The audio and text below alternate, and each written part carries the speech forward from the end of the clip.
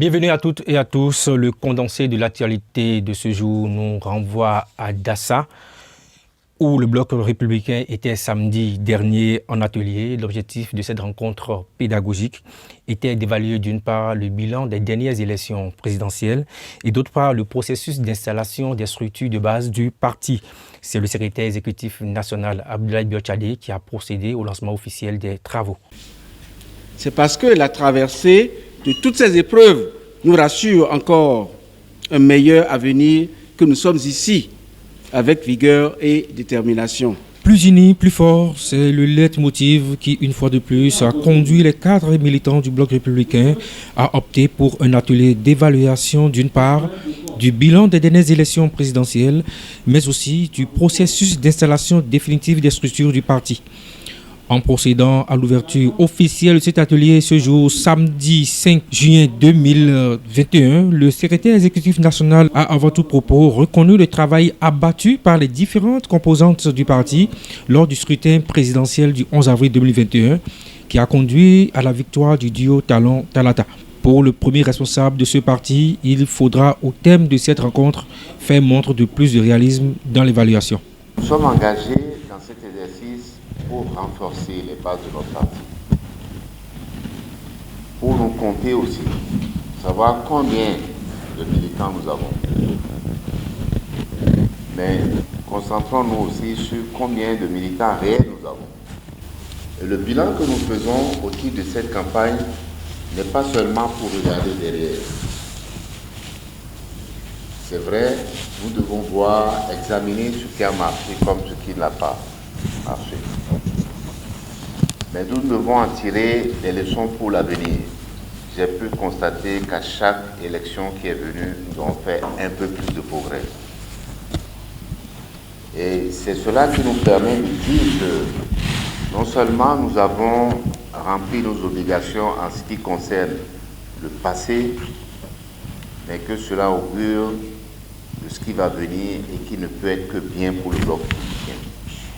Un bilan qui n'a sans doute pas occulté de reconnaître au chef de l'État, le président Patrice Talon, son sens de pragmatisme dans la confirmation de plusieurs cadres du parti comme ministre dans son nouveau gouvernement.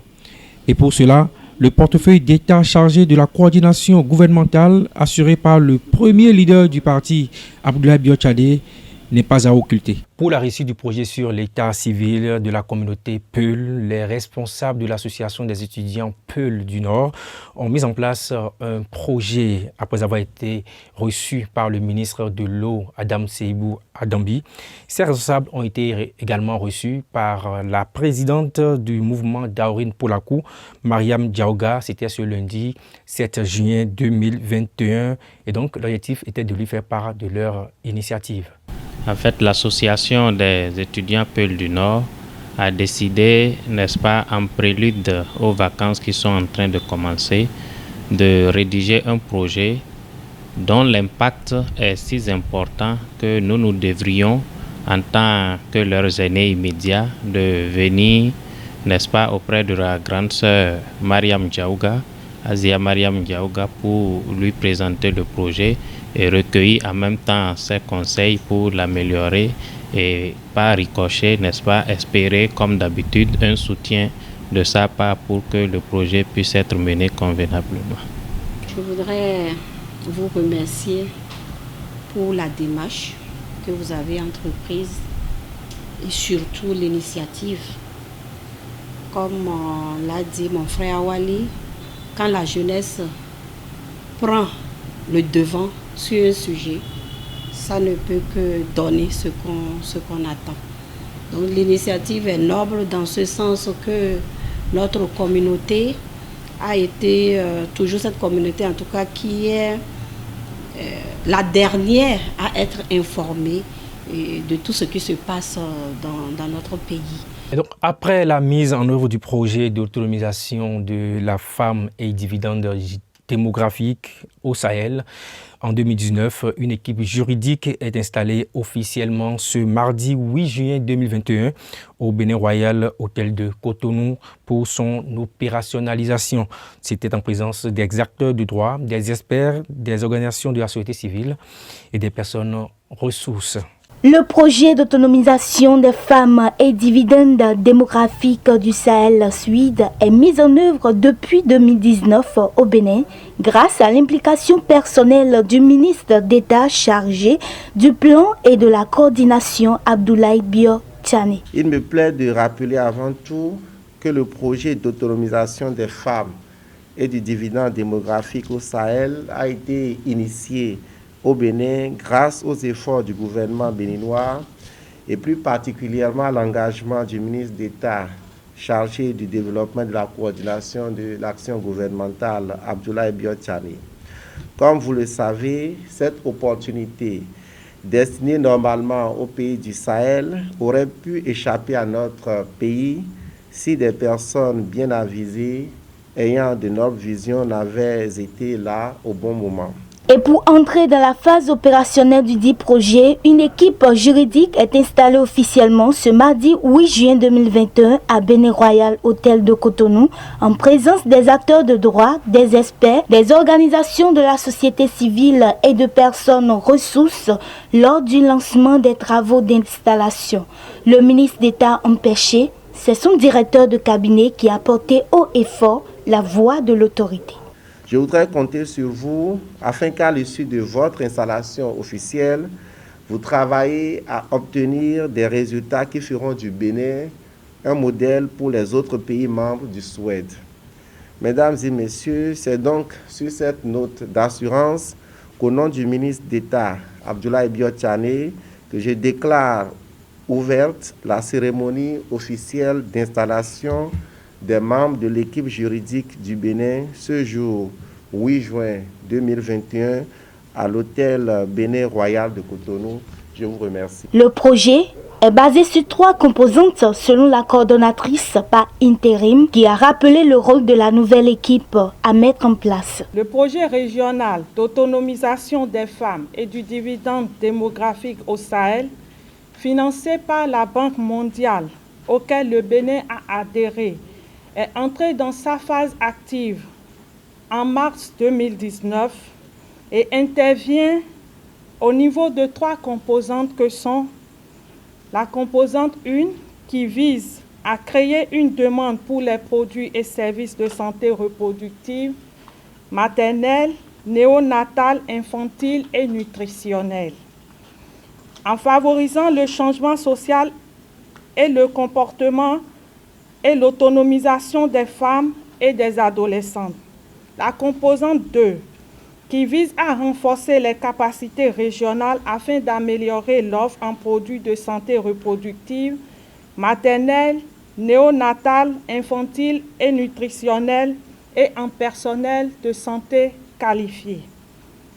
Et enfin, la composante 3, qui vise à renforcer le plaidoyer et la concertation de haut niveau dans le cadre du projet et renforcer les capacités pour l'élaboration des politiques et la mise en œuvre du projet. La structure mise en place veillera au respect des tests et lois, sans oublier leurs applications, afin de réussir la mission à eux confiée. On parle de fraude et d'arnaque sur les réseaux sociaux. Le cas de Dame Bagidi Gloria a fait l'objet de votre émission Enquête spéciale qui a investigué pour mieux cerner les tenants et les aboutissants de cette affaire. Enquête spéciale, c'est une chronique signée Aboubacar Takou.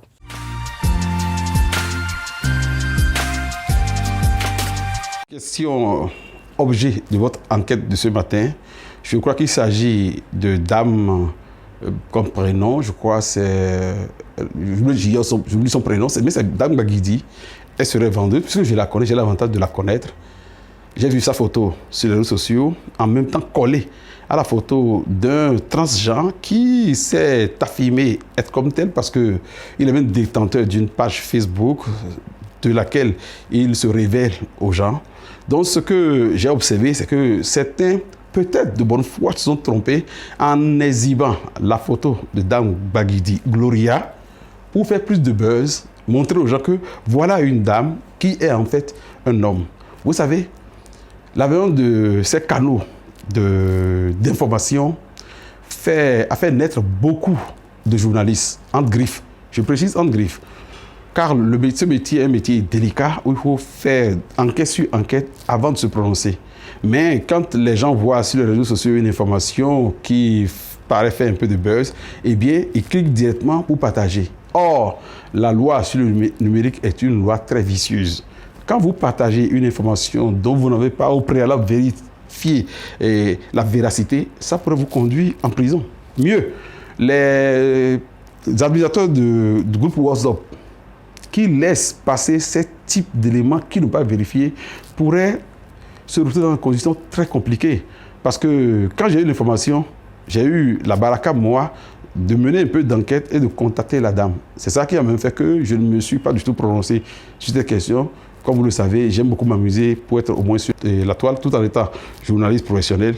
J'aime souvent me comporter en web activiste pour, comme je le dis, tendre les nez aux gens, m'amuser. C'est très dangereux. C'est un jeu amusant, mais qui regorge beaucoup de pièges. Et c'est pourquoi il faut prendre douche froide sur douche froide avant de partager une seule information contenue sur cette tribune-là. Donc faisons attention. Ces sanctions sont lourdes, elles sont répertoriées dans la loi sur le numérique et souvent elles dépendent de l'humeur du juge qui va connaître de la question.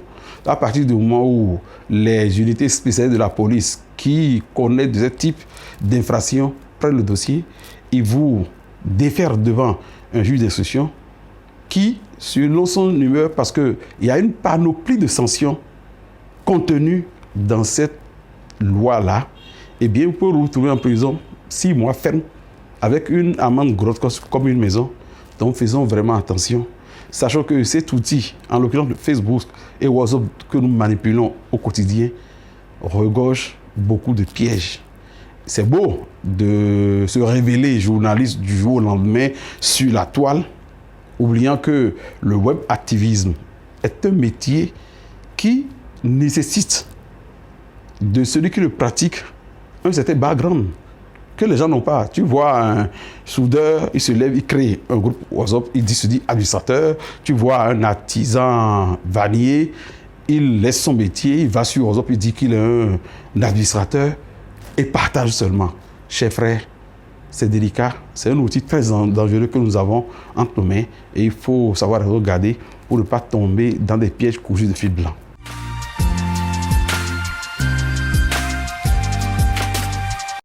Sport pour finir avec les écureuils du Bénin qui ont été tenus en échec hier, 2 buts partout par les Chipolo de la Zambie. La rencontre s'est déroulée sur les installations nouvellement rénovées du stade général Mathieu Kérékou de Cotonou. Geoffroy Togoua pour le reportage. Les écureuils du Bénin et les Chipolo de la Zambie se sont quittés sur un score nul ce mardi en match amical international à Cotonou. Une rencontre qui s'est disputée sur un gazon du stade de l'Amitié relooké. L'objectif de Michel Dussuet est d'aborder sereinement le fameux match contre la Sierra Leone dans quelques jours. Sous un ciel frais, les deux équipes ont déployé toutes leurs formes dans cette rencontre. Volontaire, Jodel Dossou va être récompensé. Sur un de ses débordements, le très remuant meneur de jeu de Clermont Foot va nourrir Sebia Soukou qui d'une frappe croisée ouvre le score.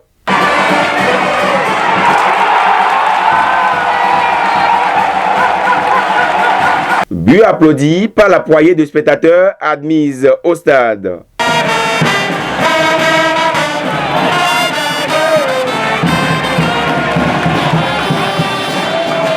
Jusqu'alors, confinés dans leur moitié de terrain, les visiteurs étaient obligés de changer de stratégie et cela payait. Sur une contre-attaque bien menée, Saloulani Ferry, à l'entrée de la surface de réparation, va contraindre Satuna Lagbé à constater les dégâts.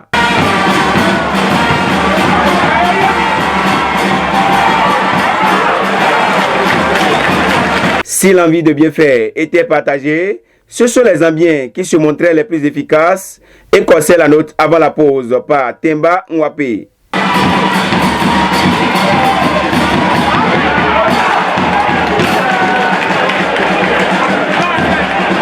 Au retour des vestiaires, la brochette de remplacement effectuée par Michel Dussuet a visiblement apporté un souffle nouveau à l'équipe tout entière. Il fallait bien cela à l'équipe béninoise pour contrecarrer les tentatives zambiennes. Les efforts côté béninois finiront par payer quand le jeune défenseur de Rodez, Yohan Roche, se jouait de la défense adverse.